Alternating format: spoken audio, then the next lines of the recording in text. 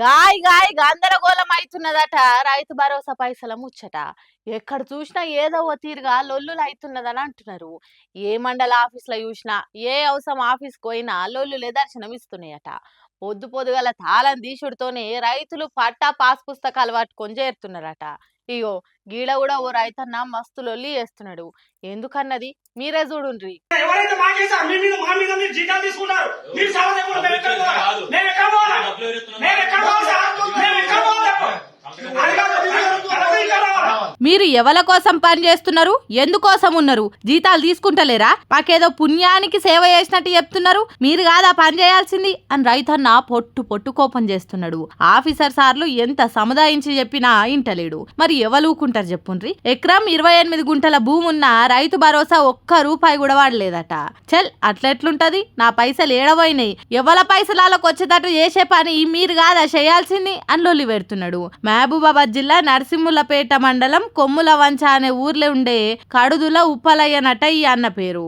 అందరికి పడ్డట్టు నాకెందుకు రైతు భరోసా పడలేదని ఆవేదన ఎల్లగక్కిండు. ఎక్కడ పోవాలి, ఎట్లా పరిష్కారం మీరు సాల్వ్ చేస్తారా? ఎవరో సాల్వ్ చేస్తారా? ఎవరు చేస్తారు? మీరు చేయాలి. గవర్నమెంట్ ఎక్కడ పోయి మీకు పైసలు రాని ముచ్చట గవర్నమెంట్ చూసుకుంటదని ఆఫీసర్ అనుడితోని గవర్నమెంట్ అంటే ఎవరు సార్, మీరు కాదా గవర్నమెంట్ అంటే? మీరు సక్కగా పని చేయక మాకు పైసలు వస్తలేవంటున్నాడు. పిలిపించుండ్రి, మీ మీద అధికారులను పిలువుండ్రి, నేను మాట్లాడతా. నా దగ్గర పట్టా పాస్ పుస్తకం ఉంటది, కాస్తుల భూమి ఉంటది, కంప్యూటర్లో అన్ని వివరాలు ఉంటాయి. అసొంటిది రైతు భరోసా రాలేదంటే ఎవరని అడగాలి? అంత మీ దగ్గరనే పోయింది. మీరు చక్కగా పని చేస్తే నాకు పైసలు ఎప్పుడో వచ్చేటి అన్నట్టు ఆఫీసర్లను ఆట ఆడుకున్నాడు ఉప్పలయ్య అనే ఈ రైతన్న. మరి ఎందుకు రైతు భరోసా పైసలు పడతలేవో, ఏడ తప్పు జరిగిందో తెలియదు గాని ఆఫీసర్లకు తలకాయ నొప్పి అవుతున్నది రైతు భరోసా పైసల ముచ్చట. ఏందో ఏమో పోన్రి. కేసీఆర్ సార్ ఉన్నప్పుడు ఏ చిక్కులు లేకుండా హైదరాబాద్ లో ఒక్క స్విచ్ ఒత్తితే మా సెల్లులు టింగు టింగు మానేది.